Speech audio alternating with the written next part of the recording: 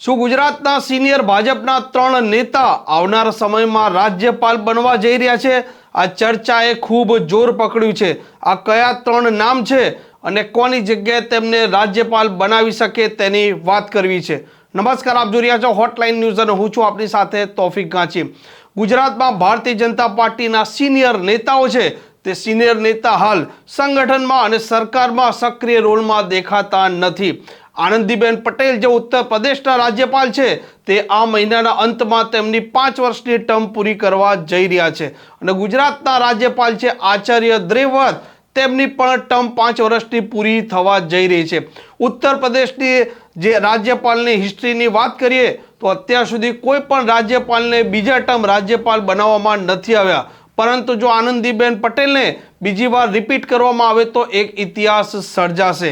હાલ ગુજરાતમાં media reports અનુસાર 3 નામો ખૂબ ચર્ચામાં છે, જેમાં પૂર્વ મુખ્યમંત્રી વિજય રૂપાણી, પૂર્વ નાયબ મુખ્યમંત્રી નીતિન પટેલ અને પૂર્વ શિક્ષણ મંત્રી ભૂપેન્દ્રસિંહ ચુડાસમા।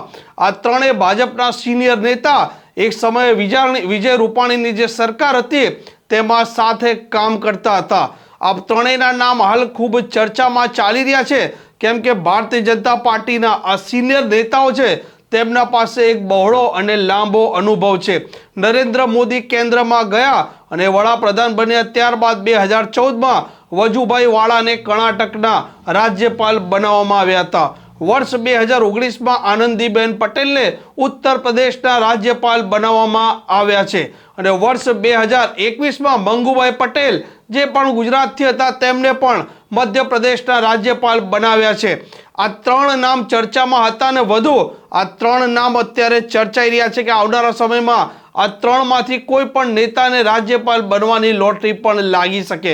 ગુજરાતના ઇતિહાસની વાત કરીએ તો 13 જેટલા રાજકારણીઓ છે તેઓ રાજ્યપાલ અલગ અલગ રાજ્યોના બન્યા છે અને તેના વચ્ચે આ 3 નામ હાલ મીડિયા રિપોર્ટ્સ અનુસાર ખૂબ ચર્ચામાં છે।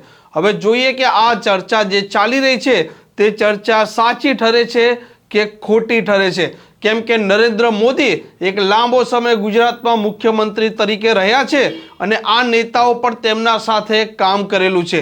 તેથી નરેન્દ્ર મોદીની કાર્યશૈલી આ 3 નેતાઓ સમજી શકે છે અને નરેન્દ્ર મોદી પણ આ 3 નેતાઓની કાર્યશૈલીથી સારી રીતે વાકેફ છે। તે કારણસર આ 3 નેતાઓ છે તેમને રાજ્યપાલ બનવાની પ્રબળ સંભાવનાઓ હાલ દેખાઈ રહી છે। જો કે આ ચર્ચા ફક્ત હાલ મીડિયામાં વહેતી થઈ છે। સાચી અને ખોટી વાત તો જ્યારે કે રાષ્ટ્રપતિ તેનું નોટિફિકેશન બહાર પાડે ત્યારે જ ખબર પડશે। આ પ્રકારના સમાચાર ફક્ત અને ફક્ત આપને હોટલાઇન ન્યૂઝ પર જોવા મળશે। જો આ ચેનલને હજી સુધી આપણે સબસ્ક્રાઇબ ન કરી હોય તો અવશ્ય સબસ્ક્રાઇબ અને શેર કરી દેજો।